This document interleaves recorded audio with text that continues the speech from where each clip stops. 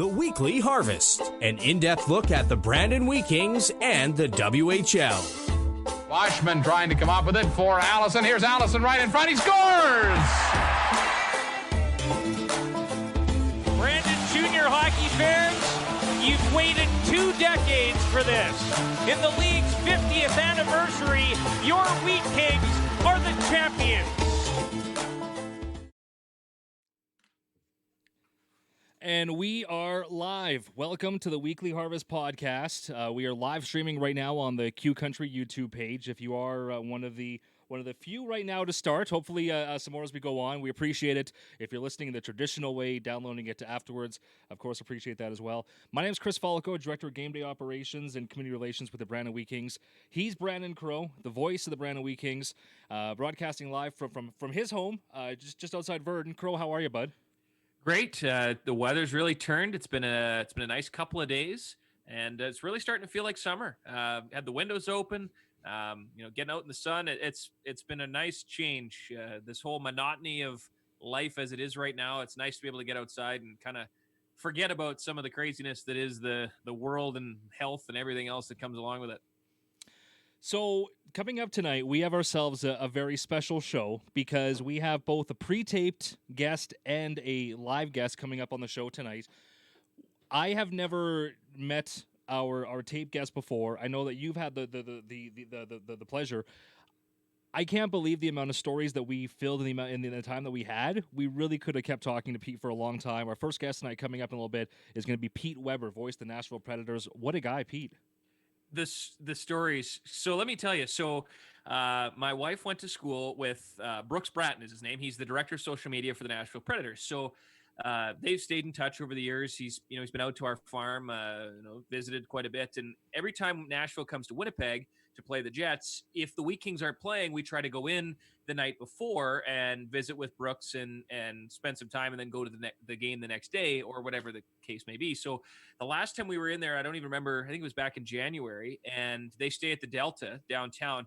And we went out for supper with Brooks and Jacob Hartsfield, who's the TV producer for Nashville as well, who also went to school. That white jersey behind me, that's where my wife went to school in Pittsburgh. Anyway, they all went to school there. They both work for Nashville. And while we were sitting at the Elephant Castle having dinner, in came Hal Gill, Chris Mason, and Pete Weber, all part of the broadcast crew for Nashville. And basically we sat and chatted for, I want to say almost 2 hours. And when I mentioned that I was, working for the Wheat Kings, he instantly said, Ron Hextall was the first thing he said. Then he went into some story about how Ron back playing for the Hershey Bears, similar to what he did with us in our chat with him earlier today. So had it not been 10 or 11 o'clock at night at a bar in downtown Winnipeg, I probably could have sat with Pete for hours. But he when he heard about the podcast, he said, yep, I'd love to come on. Let's make it work. We can talk some hockey and some Jordin Tootoo stories. And it was great to have him on. So really, fans are going to love it. They're probably going to be annoyed that it wasn't as long as it could have been.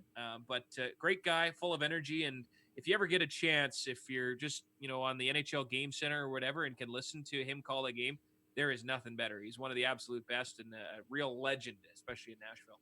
And you're going to learn why, too, just because he was really a student of broadcasting getting into it. And our second guest right after that, going to be joining us live on the podcast. Really excited to have this guy coming on, especially following the WHL Bantam Draft just last week. General Manager Darren Ritchie. This is going to be, Crowe, the third time that we've had Rich on the podcast already. And every time we keep saying that, we got to get back into the stories, and we still haven't. We got to have another one with that. But today, we really got to talk about what happened at the draft. Excited for that. Yeah, a bunch of great prospects come into the organization, starting with the first round, 13th overall pick. Just the third time since the draft became a thing back in the early 90s, the Brandons picked 13th overall. Tim Conserata was the latest pick. They go not far away into Weyburn for their first pick. We'll get Darren's thoughts on the day as a whole. It was a little different than in the past. Normally, all the hockey guys meet at a hotel ballroom in Red Deer and kind of go through the draft that way. This year was all done similar to the way you and I are doing this podcast. And it caused some challenges, a little bit difficult at times to keep the lines of discussion open between the scouts and the GM and that sort of thing. But we'll get his thoughts on that a little later on tonight as well. And right from day one, you and I have joked that he's getting better at this. He's getting better with the technology and wanting to do these interviews. So if we can keep him coming back, that's certainly a good sign. Yeah, love having him on. So that's coming up right now, though. We got to get right into it. Here it is from earlier today. We will come back live shortly. This is our interview with Pete Weber, voice of the Nashville Predators. Right into it. What have you been doing to kill time here in the last couple of months without hockey? You know, the strange thing is that phrase, for the most part, does not apply to me. I have not been killing time. It has been filling up every day. I've probably appeared, this has got to be since we came home on March 12th, at least my 17th, 18th podcast appearance. Wow. So that is one thing to be sure. And then I've arranged some others for my longtime partner here, Terry Crisp. So Terry was just on the 31 Thoughts podcast last week, for example. Well, you were on the Everett Silvertips podcast, I believe, just a couple of weeks ago with Mike Benton. So second Western League appearance here in the last couple of weeks. Mike, one of my mentees. I first became associated with him when he would do stats for us on the West Coast for the NHL games. Well, your career has spanned from coast to coast, realistically, Buffalo, LA, Seattle, all over. What kind of, let's get into it first. How did you get into it? Did you get lucky? Was it a big break? Did you know somebody? How did it all start way back in the day? Well, first you have to be drawn to it. And I think I was lucky that way. There was a great Zenith radio that my brother went off to college. He's 10 years older than I am. Left for my nightstand, and I began to go across the radio dial at night because at that era in the 60s, all the sports seemed to be carried on 50,000 watt clear channel AM stations. So I go across at night. I go to WBAP in Dallas and listening to the Dallas Fort Worth Spurs minor league baseball team. Then move up the Mississippi River Valley to St. Louis. I stayed on KMOX quite a bit because Harry Carey and Jack Buck were really the guys influenced me the most. But then I go to CCO in Minneapolis, St. Paul, TMJ in Milwaukee, but to listen to the old Milwaukee Braves at Earl Gillespie. And in Chicago, well, my favorite hockey announcer was there because St. Louis didn't have the NHL club yet, and it was Lloyd Pettit doing the Blackhawks. And then as it turns out, we come into the league in 1998. Our farm club is the Milwaukee Admirals, owned by Lloyd Pettit, Lloyd and Jane Pettit. And so in training camps, I got to shoot the bull with them quite a bit. Then I'd go across Lake Michigan to WJR and catch the Tigers on JR radio with a real poet, Ernie Harwell. So I was drawn to it. And then my senior year of high school, I was playing football, but I pinched a nerve in my neck and wasn't going to be able to play that year. So my parents wanted to make sure I stayed active. So I took a job with a local newspaper in Galesburg, Illinois, taking in the calls on the prep sports nights. And then ultimately they sent me out to cover a game. And it was Costa High School at Deer Creek, Mackinac, near Peoria. And the morning broadcast crew for one station doing the game, well, they needed coffee to keep going at night. And it had been a long week. Here it was Friday night, and they were going again still 8:30, 9:30 at night.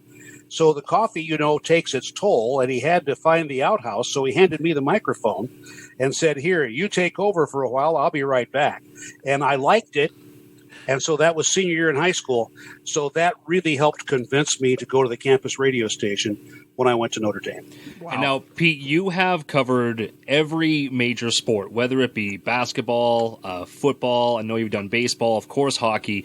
Along the way, though, I'm sure there's some other oddities that have been thrown in there. In the line of fire, what are some of the weirder times that you've been asked to come in and do some kind of play-by-play or some kind of call? I feel very fortunate. I was never asked, even though I came from an area where high school coverages was all-inclusive, I never was asked to do track and field.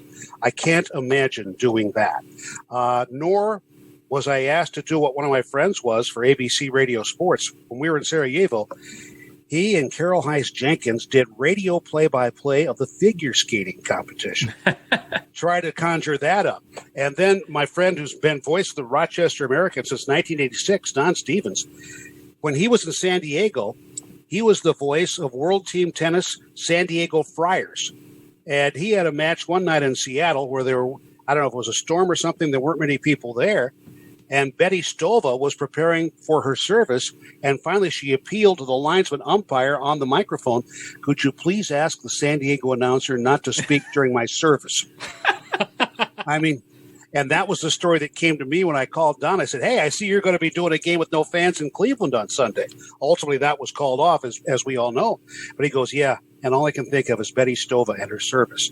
And I was already talking like a guy at the 18th green at Augusta. So you were in Seattle for a little bit, did some supersonic stuff back in the day. So with the NHL going back to Seattle and the renovations to the Key Arena, do you think that that's a good sports market for hockey and basketball to get back into? And do you ever see the NBA going back to Seattle now that the NHL has kind of paved the way? With a good new building there, I can't see them not doing that ultimately. And we all look at candidates to go there, right? And it's amazing how many of my friends in the NBA will keep mentioning to me, I think Sacramento is going to end up going up there or something along those lines. Seattle, I think, is going to be absolutely fantastic. I think it's been overlooked too long, the Western Hockey League fans. And you guys probably every now and then run into Tommy McVie out on a scouting mission. Ask him about Seattle. And then you'll get another good long answer when you ask him about his buddy, the former hero of Seattle Totems fans, Kyle Fielder, the league's all-time leading scorer, because he's done much to support him. They never lost the Supersonics because of a lack of fans or lack of support. No. That was not why they lost their team. So exactly. They would do very well to bring that franchise back for sure. Yeah, it probably just won't be under the ownership of Starbucks. That already didn't work very well. That's probably exactly it. It should be Pete's Coffee. Pete, now there is of course, a lot of CHL, a lot of WHL connections in the NHL, but one in particular between this fan base and the Predators fan base that I know we want to spend some time on. Fan favorite, number 22, Jordin Tootoo. What was it like when Toots first entered the market? Was there, because Nashville, not traditional hockey, but he's not a traditional hockey player either. So was there that hype around when he was first coming in? Was there a buzz, or was it something that kind of gained momentum as he played? Because of the type of player he quickly demonstrated he was, they embraced him almost instantaneously. Now, he couldn't do all the marketing stuff when he first got here because Greg Johnson was the captain, and he wore uniform number 22. So he became 2-2 inverted. He became number 55 when he debuted here. And I was telling you a story previously, what it was like when a cable operator from Churchill, Manitoba, called me and wanted to get our satellite coordinates before our opening game with Jordin in the lineup because he felt he'd get a bunch of cancellations. He'll probably see a bunch of people with 3-meter dishes in their yards if they didn't bring Jordin Tootoo's first NHL game to all of them. To the best of my knowledge, he did. He may have gained subscribers, and I hope that was the case. Do you remember, obviously he was, a kind of a hidden gem at the National League level, but everyone loved him here in Manitoba. When you first saw him and the team drafted him, did you have to look on an atlas for where Rankin Inlet is, or did you have you're a well-traveled guy. Did you have any clue where he was from? I knew it was way up there, and when Jordan's dad, Barney, told me he was about 1,200 miles northwest of Winnipeg, we had an idea that indeed it was way up there. And Jordin was, I was with him when he came in for his first rookie orientation camp, and I had to go with him when he had his meeting with the team nutritionist. I had to be able to sit next to Jordin and watch the look on her face when she asked him the question, what do you ordinarily eat? Well, beluga whale, Arctic char, and so on. And it was the look on her face was absolutely priceless. Why I didn't have the digital camera function up on my phone, I don't know. But that was something I will never forget. Maybe because they didn't have it back then. No, we had that on the cameras that we had here. Yeah, they weren't very high resolution. Yeah, that's true. Yeah. I mean, so they might have been 1 megabyte. You guys honored him. The Predators, as an organization, honored him. Was it last year? Maybe the year prior? I believe it was last season. And the ovation he got. Now, he obviously announced his retirement in Brandon at a game as well, and got an unbelievable ovation. Probably the biggest one I've seen since being in Brandon. Do the fans still have that love for Jordin because of his story? Not only the way he played and the rough and tumble style he had, but of course the demons that he battled to overcome it and everything that went along with his story? Oh, yeah, quite a bit about that. But I'll tell you, to give you an idea of how much he's appreciated. When he was active here as a player, the Predators Foundation found a way to make some more money by selling Tootoo whistles that sounded like trains coming out on the track. And the unfortunate Jordin, because of those, could never catch any player on the ice unawares, because once he leaped over the boards onto the ice, the fans would toot those things. So there was a very plain warning that the train was coming down the track and get the heck out of the way. But the people had saved them. And during part of that ovation, at least in the upper reaches of Bridgestone Arena, I could hear a few of those being sounded that night. Is it surprised you at how Nashville has gone from a relative unknown in the hockey world to now this amazing party place that people, Winnipeg fans, especially Jet fans, they love going to Nashville to watch games and be tourists. Has that progression really surprised you, or did you know that was possible when you first started there? I thought there was a chance, because on the very first face-off on October 10th, 1998, first game against the Florida Panthers, and that was the first game in this building here. The entire preseason was played on the road. So, excuse me, I'm going to pick up a phone and hang it up. Okay, that takes care of that. We appreciate that, Pete. That is commitment to our little podcast. Yes, yes, indeed it is, because I rarely use that landline. But when they started the game, there was a standing ovation for the club, which had never played a game in that building. And then, like a week later, I'm downstairs after a game where the fans would wait for autographs. And then I knew the melding of the Southern culture and the hockey culture and the international aspects of the game had come together, because I heard this. Hey, Sergei, how about an autograph? For Sergei Krivokrazov. So that was that gave me an indication of what was to come. So then it had to go from being an expansion club with 26 players nobody else wanted to building a club that could win. And in the sixth season, finally, there were the playoffs. And everybody said, the first home playoff game, by the way, here in the Bible Belt, was on an Easter Sunday afternoon. Oh, boy. Maybe the loudest I have ever heard that building. Easter Sunday afternoon in the Bible Belt. So we had the indications, and indeed it has flourished.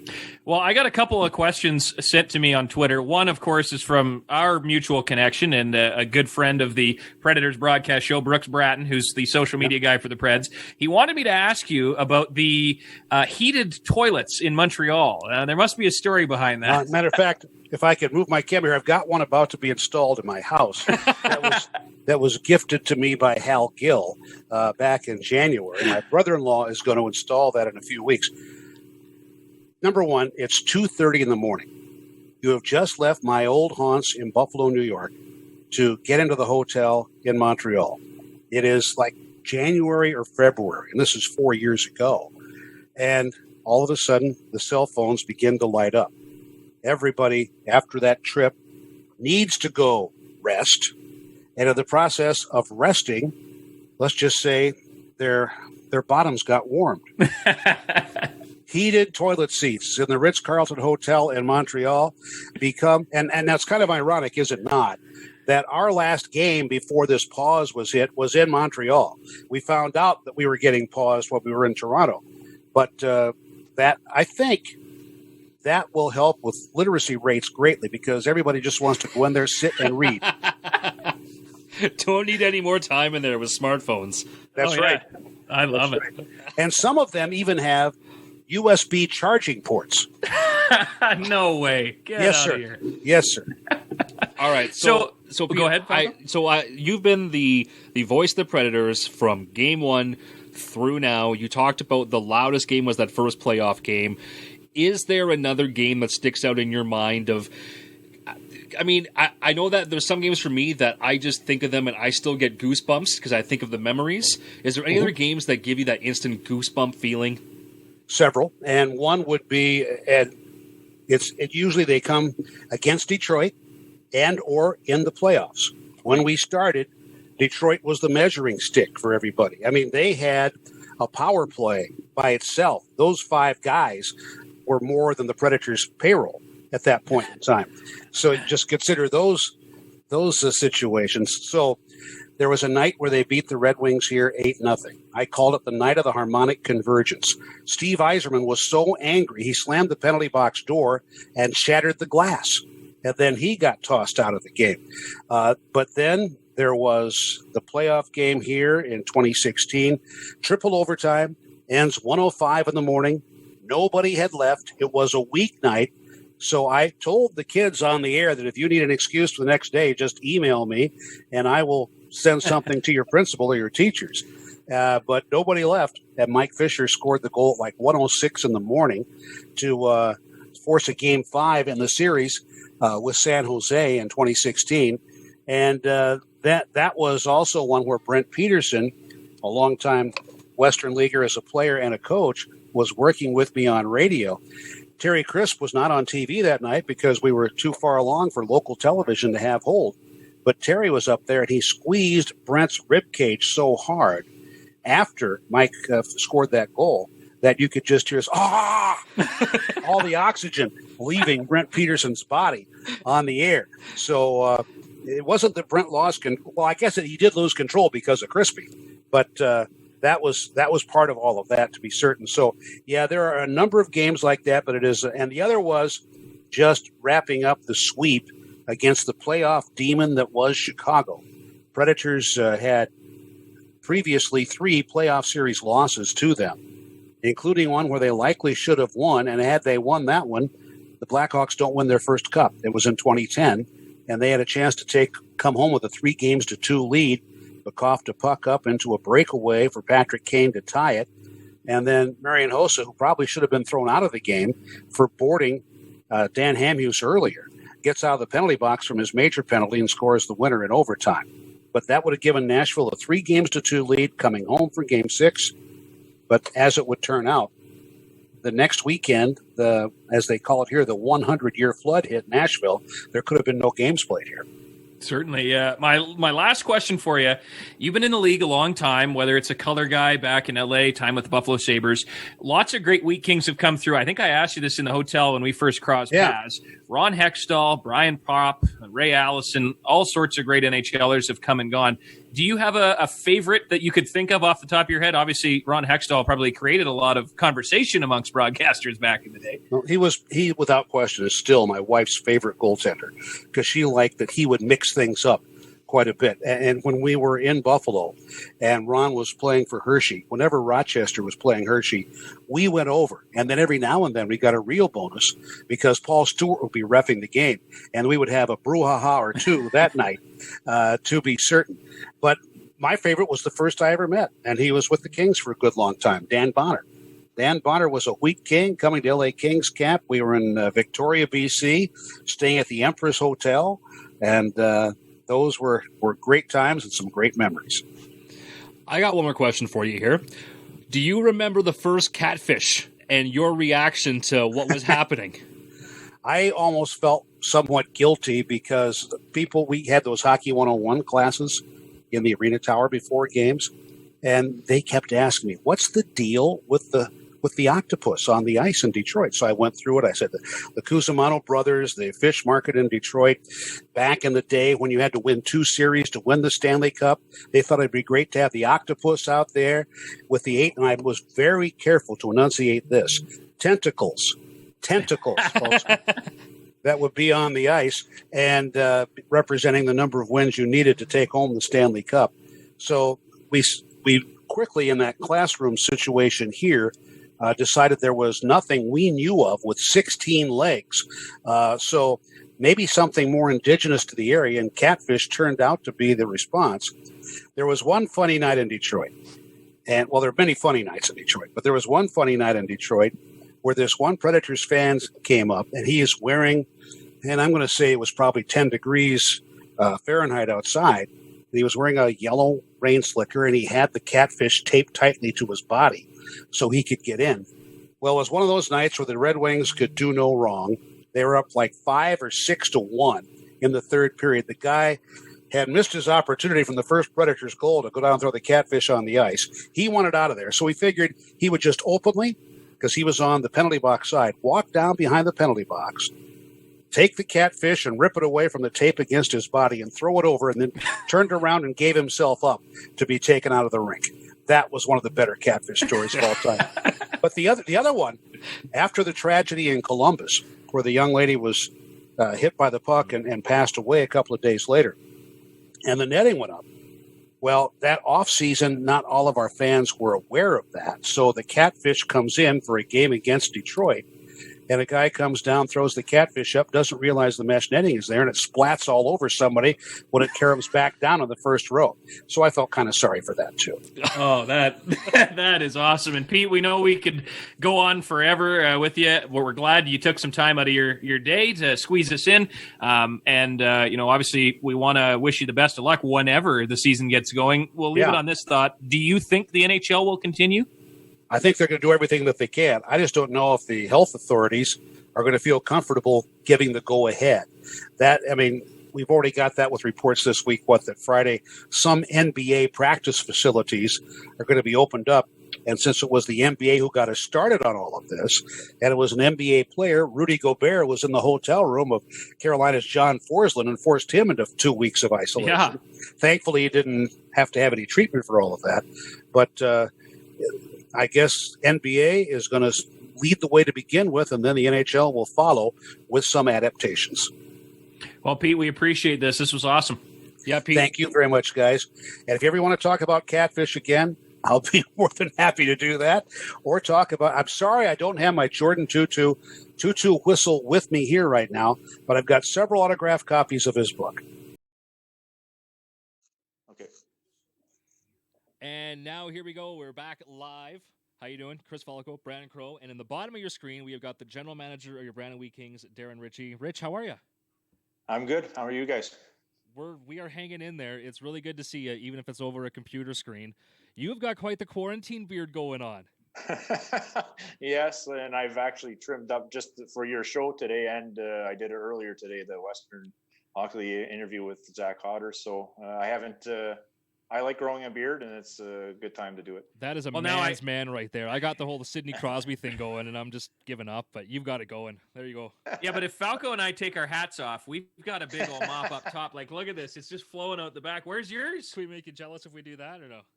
Where's the top of your hair? Well, I could tell you, I was growing it out the other day. It was getting pretty long. I look like a chia pet, and unfortunately, I had to shave it. So you got the mullet. You got the mullet going there. Yeah, I can't stop it. Like, I feel like my hair and my fingernails and everything is just. I feel like I'm just on it. I'm doing nothing but eating. So like my body's just like grow. I'm gonna be like 400 pounds by the time the season rolls around. Hopefully not. So, Rich, really, really appreciate you you taking time to come and talk to us live here tonight. We wanted to talk about the WHL draft. Before we get into that, we were just talking off the air. I think people want to know, though, how is Nolan doing with your son, Nolan Ritchie? He's doing really well. He's training hard still. Looks like he's progressing really well with with our trainer, Will. And I think Will's happy at where he's at this time right now. When you look at the draft, now you and I touched on it a little bit on draft day. It's a bit weird. You don't have the traditional sense where you can walk over to, say, John Paddock at the other table and say, what are you doing? We might want to make a deal. Instead, it's all technical and video and that sort of thing. Did you find it challenging, or was this something that maybe you could see the league doing moving forward now because it'll save some money and some time? I thought it ran real smooth. I was impressed with the whole thing. It was easy to contact other GMs. We had good contact. We were doing Zoom, exactly what we're doing here today with our scouts. So anytime we were getting close to a pick, we had some discussion, and it was just like sitting at a table. It really was. I really enjoyed it, and I think Doug enjoyed it as well. So I think it's something that our league will seriously look at going forward. Was there any less kind of discussion, you would say, though, because of that, or were you guys still just? I mean, if you had anything to talk about, it would be something that you would reach out, kind of. Were you still kicking tires? Yeah, like were you still like? I know you normally at those draft things, you might even while you're grabbing a coffee next to somebody, throw something out there. Was there less of that, maybe? Yeah. I think building up, there was, you touch base with mostly everybody in the league to see what they're thinking. And then on draft day, we didn't have much communication with teams. We were pretty set on, we only had one pick in each round except for 6, and then 2 and 7 and 2 and 9. So we were pretty set on making our picks. You have internal discussions about moving up as the draft goes along because there's a guy sitting there, but we never did do anything to move up. We wanted to keep our picks, because that would have probably, if we did try to move up, we would end up losing another pick, and we were thin with picks early on in the draft. Was there one thing you targeted going in? Like, did you have something written on the whiteboard you have to have by the time this is over, or were you happy with, how it all played out?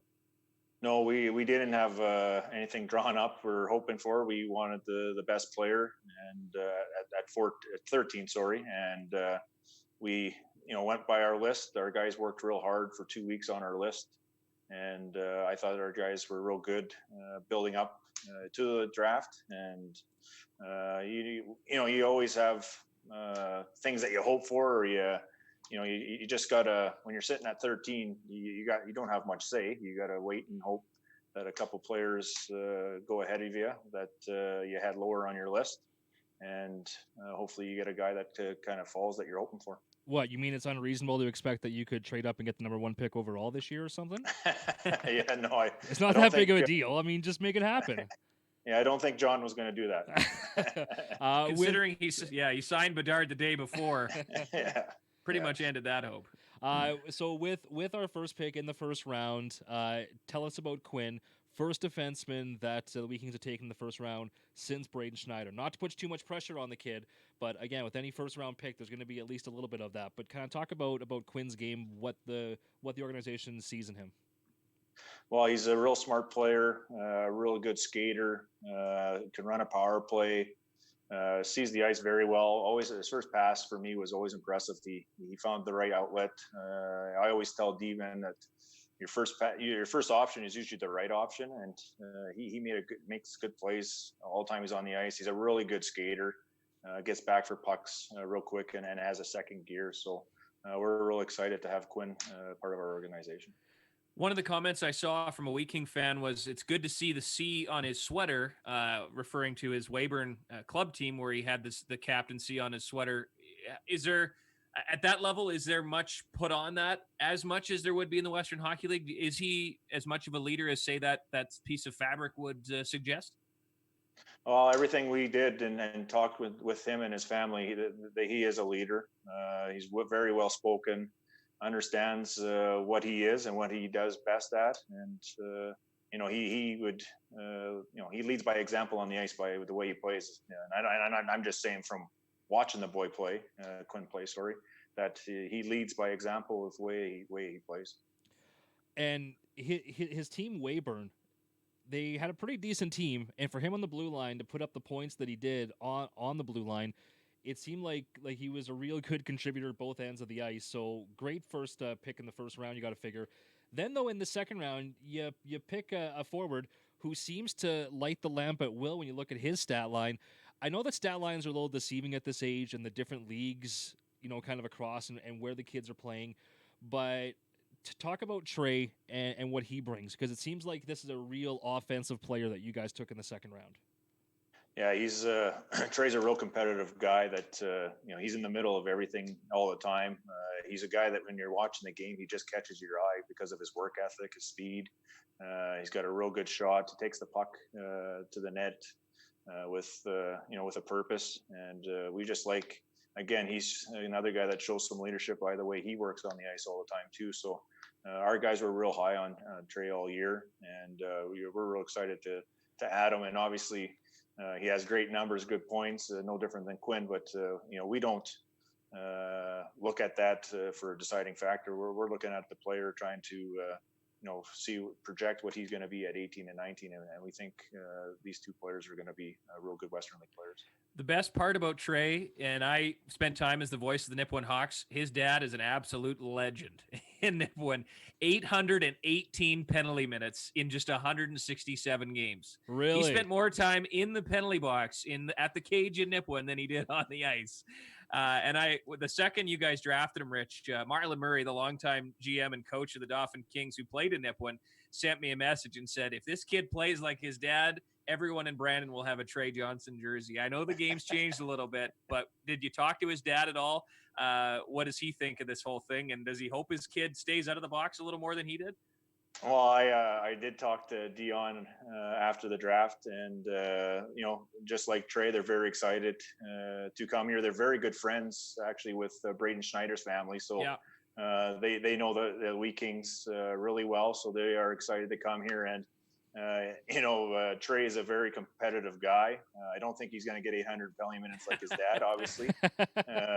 Times have changed. He only had 82 last year. His dad's got to be giving him grief. Like, those are rookie numbers, son. You got to get those numbers up. He you know what? He actually plays similar to Ben McCartney, kind of the same kind of game of Ben does. Wheat King fans will love hearing that. So I think fans will like the way this Trey comes to the rink and plays hard every night. Well, we're not going to go through, I think, every single pick because, I mean, Perry Bergson did a great article. It's up on the website. People want to check it out. But, I mean, just overall, your thoughts on how it went. I mean, going in, where your expectations were, and coming out of it, where they are now. Well, I never tried not to have high expectations because you just don't know. Drafts they can go any way, right? So you always got to be prepared for anything, and I thought that's why your list has to be good, because you got to have a good list, because there's going to be things that happen that you don't expect. So we're real happy with the players that we drafted that day, and we're really looking forward to having everybody here in Brandon for camp. And unfortunately, probably no prospect camp this year, so we'll have to wait until training camp to see the new players. And I always find prospects exciting because you get just your guys, and they're there. And then the new guys, like for the 05s, they're excited. They just got big smiles on their face the whole weekend. So that part's a little disappointing, but we had real good conversations with each family after the draft, and they're all real excited. How much has changed in your time, in the hockey ops, whether it be as an assistant coach or director of scouting? Like going back, say 4 or 5 years, your knowledge of these guys and what you see and how much you see them, and the online scouting reports and things like that. Is drafting now easier, or does that information cloud things up and make it harder? What do you think? Well, I don't think scouting is easy. I think you gotta get out there and do your work. I think I've obviously done it for our organization, and you're on the road for 20 days of a month, and you're watching hockey all over Western Canada. It's some cold barns. Yeah, there's some cold drinks. There's some cold drinks for sure, but there's some good food too. There's some good food, I'm sure, but I don't know about that. I go to watch the hockey. Oh, I'm sure. Yeah. Come on, Rhonda's listening. That's all. Yeah, Hamiota has real good burgers, but you got to put the work in, and that's the part with Doug, with our organization. Doug is out there. He's watching, and you got to watch draft eligible bantams. You got to watch your listed players. So you are on the road a lot. And Doug has done a great job this year of running our draft, getting to know our listed players, obviously being his first time with our organization. He comes in here and he knows our players really well now. We do have a live question coming in for you. Aaron wants to know, how would you sum up your first year as GM? Well, I think, I don't know. I would say good. I really enjoyed our coaching staff. The thing for me, our team got better as the year went along. And I remember saying to another GM in November, I like our team. I don't like our record. I think our team was better than our record. And then you just saw our team getting better and better. And our coaches deserve a lot of credit for that. They did a really good job with our team. And then, obviously in January, we would get a great run with the 10 games and puts us right into the fight for first place in our division. So I thought our team was built for the playoffs, and I was excited for the playoffs. And I think our team was ready to play. I thought we were playing at a good level at that time. I think the way you describe that about liking your team but not liking your record is so perfect, because I remember hearing it walking into the rink. Oh, this Dave Lowry, he was touted as supposed to be the next great coach, and look at us, we're struggling, we're very average. What's going to happen? When's this going to turn? And then all of a sudden it did. And you go 24-4 up until the, I guess, postponement, cancellation of the season. Was there one moment or situation or game where you think that light switch went on for the group, or was it kind of a progressive build to that point? Well, I think it was a couple things. I think Dave played 4 lines early on. And when you play 4 lines, that gives you your team's going to be better in the second half. And you can see Jake Chason's a perfect example of how good he became from Christmas on, and that was because we played 4 lines, and that's how you become a better team. You got confidence. Our players have confidence, and I also think that when we went into, I'm not going to remember the trip as good as you, Crowe, but it was. The I think we played it. Yes, we played in Edmonton. We played poorly in Edmonton. Then went to Calgary. Played well in Calgary, won, and then the Red Deer game as well. Didn't win, but deserved a better fate in that game. Went to Calgary, won in Calgary, then went to Medicine Hat and won in Medicine Hat. Well, that's 4 real tough teams. And I think for me, that was when the light bulb went on for our players, and we just started to believe that we could beat anybody. Yeah, and I want to answer that as well, Aaron, because Rich said the word good was his first response. I'm going to say great to fantastic, because Rich, as not just work of the team, but I mean, speaking on behalf of on the fan side, you made some of the hardest moves a GM could make in terms of moving some really well-rounded, loved individuals for the right hockey move, for the right on-ice product, to bring in the grit and determination, the guys like Schmiemann, like Pierce, like when Reed came in, all of these moves that you made, Thiessen, they were all ones that set up what Dave was trying to start in the fall, that they all bought in at the right times, and to end the year on that kind of a run, it was something that I know that a lot of fans feel even more gypped off, because it seemed like everybody was just playing at the highest level at the right time. And that's why I think for the Wheat fans, it's even more disappointing. But anyway, I just want to throw that out there, that personally, I think you did a fantastic job this year. And I think that it would have been a real interesting first round playoff matchup versus Winnipeg when you get some of those guys going multiple nights in a row. Yeah, it's disappointing for both organizations. I know both teams were looking forward to playing. It's 2 very good teams that obviously have a good rival, and it's unfortunate it didn't get to play out. But I'm sure there's going to be enough times here down the road that we will play enough in the playoff against each other. So both teams will be looking forward to that. Here's hoping. So Rich, obviously you've got a long time now. It's only April 27th. This is very similar to last year where the team didn't make the playoffs. Of course, you've got the import draft, which is going to be another opportunity with Yuri leaving to add another body to the organization. But after that, realistically, your schedule's relatively wide open, and I'm certainly not suggesting by any means that you're just going to sit on a lawn chair and throw your feet up. But he kind of how do you plan to kill the time between now and August, because it's you got to keep yourself sharp mentally, and you can't just sit on the couch and watch TV. What sort of things do you have planned? I know you're a golfer, but even that's kind of off the table a little bit. Well, I will work. I will go in, probably a couple hours a day, and just there's always stuff to do. It's talking to billets, talking to players. Depending on how the draft goes, maybe you're trying to get a player on your team a tryout. So.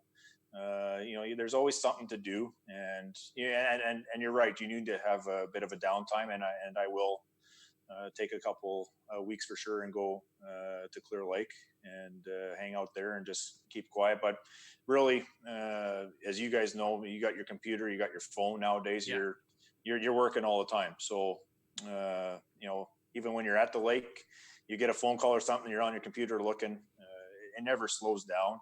Really, it's great. I enjoy working in the hockey, and it's a lot of fun.